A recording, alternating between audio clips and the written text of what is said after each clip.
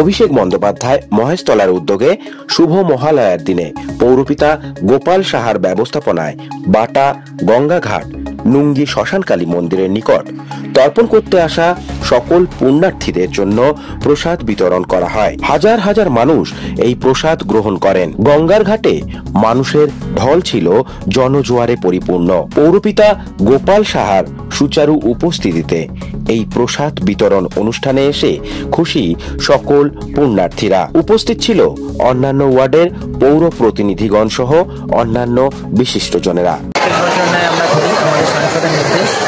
যারা গঙ্গায় তর্পণ করতে আসবে তাদের জন্য কোনো রকম অসুবিধা না হয়, তাদের সুরক্ষা যেমন, তাদের যাতে খাওয়া দাওয়ার ব্যবস্থা তো সকালবেলা খুব অনেক সকালবেলায় বেড়ায়, এর জন্য তাদের জন্য আমরা একটু খাবারের ব্যবস্থা প্রসাদের ব্যবস্থা করেছি।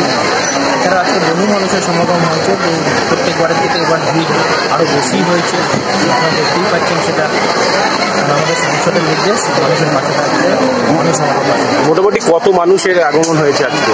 আজকে আমরা 30,000 টেন্টেটিভ নিয়ে যাচ্ছি, এখনও কিন্তু চলছে। দেখুন লাইন, প্রচুর লাইন এখনও আমরা দেখতে পাচ্ছি।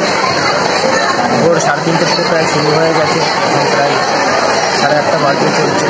আপনার এলাকায় যে সমস্ত পুজো হয় সেই পুজো কমিটির উদ্দেশ্যে কি বলবেন? সবাইকে বলবো পুজো ভালোভাবে করার জন্য এবং শান্তি শৃঙ্খলা বজায় রাখার জন্য। শুভ মহালয়ের তিথিতে সমস্ত এলাকাবাসীকে জানাই শুভ শারদীয় শুভেচ্ছা, বড়দের প্রণাম। সবাই ভালো থাকুক, মা দুর্গার কাছে প্রার্থনা করব।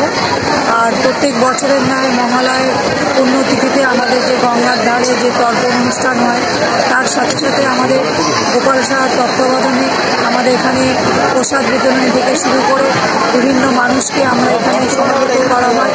এর জন্য গোপাল সাহাকে ধন্যবাদ। সবাই ভালো থাকুক,